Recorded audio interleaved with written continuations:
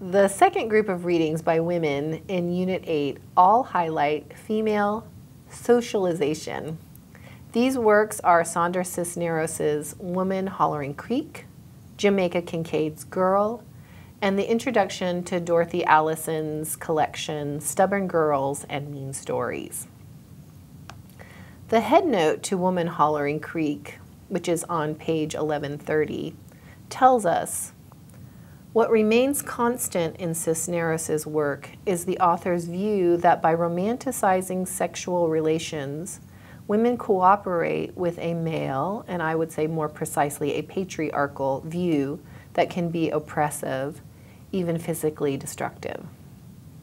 Cleofilas's perception is clouded by her dependence on telenovelas and romance novels. Her faith in romance leads her to believe that when one finds, finally, the great love of one's life, one must do whatever one can at whatever cost. Her unwavering faith in romance at any cost blinds her to her husband's shortcomings and the constraints he imposes on her life. Cisneros points out the disconnect between Cleofilas's romantic vision and her reality in passages that describe her less than ideal life.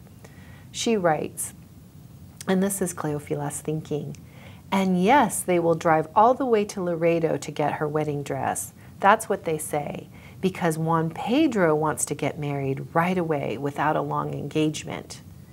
He can't take off too much time from work.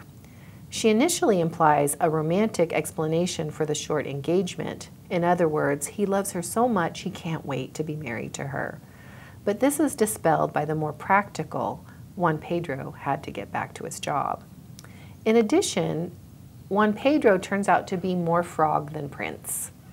His very important position is with, and Cleofilas pauses before she tells us, his job is with a beer company, or was it tires, she asks. Furthermore, he is described as not very tall, and he doesn't look like the men on the telenovelas. His face is still scarred from acne, and he has a bit of a belly from all the beer he drinks. She also mentions farting. Her belief in idealized versions of relationships where loved ones remain forever and ever true to one another even keeps her from acknowledging evidence that he has had an affair. She makes herself not think about the clues that he was unfaithful while she was in the hospital giving birth to their son. More seriously, she overlooks his abuse, both physical and psychological, until she becomes completely isolated from her family and totally dependent on her husband. She can't even leave her neighborhood without him, nor does she have money of her own. Cisneros calls attention to the seriousness of Cleofilas's situation with news stories that contrast romantic telenovelas and novels. In newspapers, she reads about the regularity of violence committed against women who are very much like her. And this quotation you can find on 1136. This woman found on the side of the interstate. This one pushed from a moving car.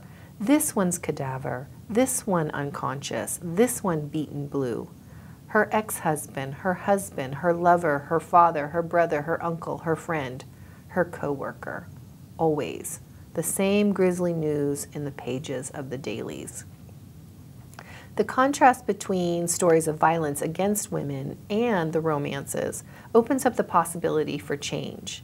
By the end of the story, Cleofilas is crossing the bridge over the arroyo called La Gritona, or Woman Hollering Creek, escaping Juan Pedro with the help of a woman named Feliz, who hollers as she drives over the creek. Earlier, Cleofilas had wondered if the imagined woman had hollered from anger or pain. Feliz seems to do neither, and instead laughs, providing Cleofilas another possibility for responding to the world.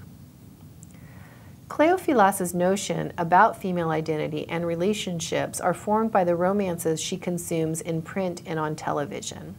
Jamaica Kincaid's Girl also reveals the way females are socialized into certain behaviors and thinking. The story, if we can call it that, is a single long sentence and consists of a dialogue between a mother and a daughter. Well, it's not quite a dialogue.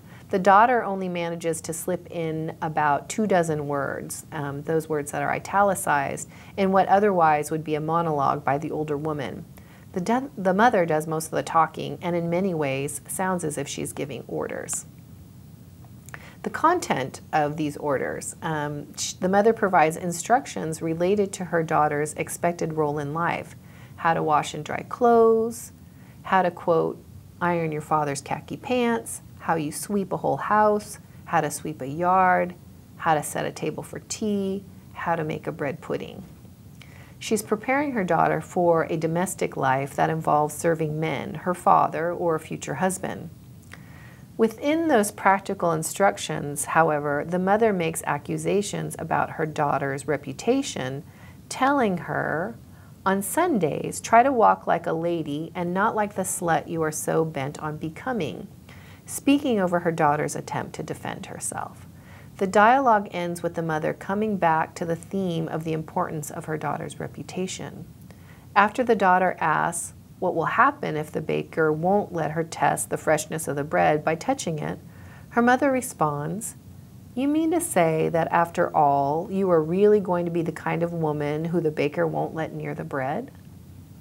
Although the mother's lessons instill a rigid social and moral code for women, there are some surprising moments of flexibility in the mother's words.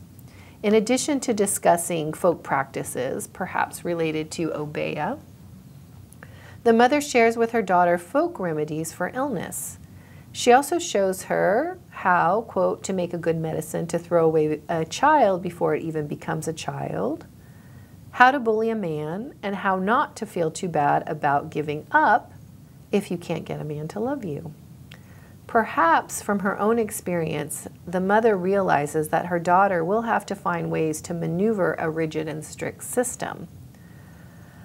But this advice seems summed up in the directions on, quote, how to spit up in the air if you feel like it, and how to move quick so that it doesn't fall on you, unquote, which I think is my favorite piece of advice in this story. The mother gives some indication that there is more to life than being subservient.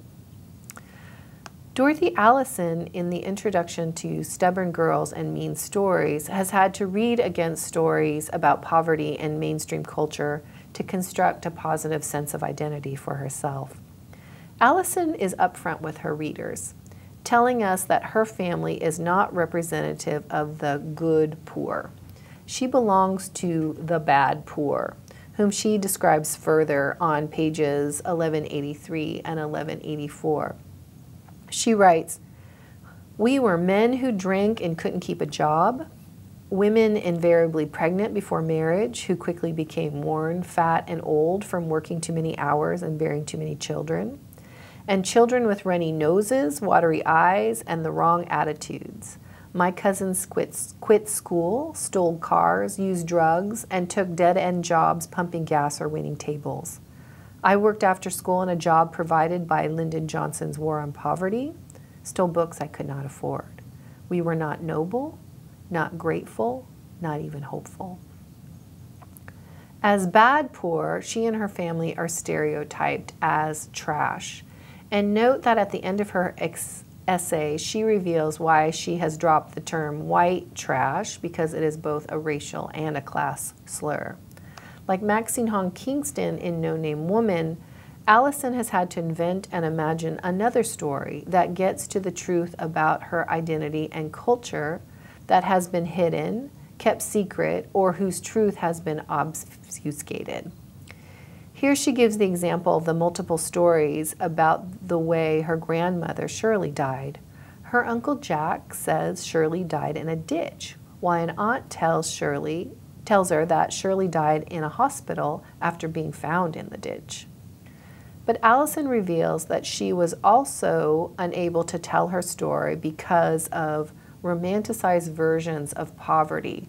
And this story goes something like this, that being poor puts starch in your backbone and makes you a stronger person. She totally rejects that, calling it a myth of the poor in this country.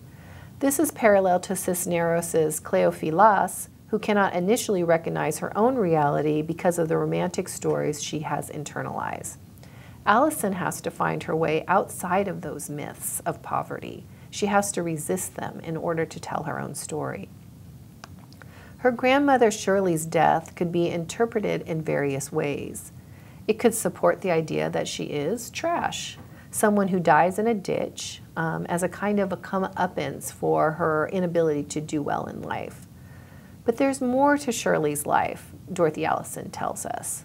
She reimagines her as Maddie Lee, and as she does so, she begins to reproduce the historical context of how she had been raised and what she had survived. In doing so, Allison demonstrates how fiction allows us to get closer to the truth. By contextualizing her grandmother's life, a life that includes hardship, deprivation, and abuse, Allison allows us to see her behavior as a strategy, as a response to that hardship, deprivation, and abuse. She does this not to excuse her behavior, but so that we can understand her. And this is where the learning comes in. To break that cycle of abuse and hardship, which Allison too has been subjected to, she needs to see that it is a cycle. She needs to externalize rather than internalize the abuse. By doing so, she can reclaim words like trash or mean as a mark of pride and evidence of her ability to survive. The process of telling the story results in a more positive sense of self. All the works in Unit 8 describe a process of female socialization and also the process of evaluating and undermining socialization that leads women to disregard their wants and needs. And that's the end of Unit 8. Thanks.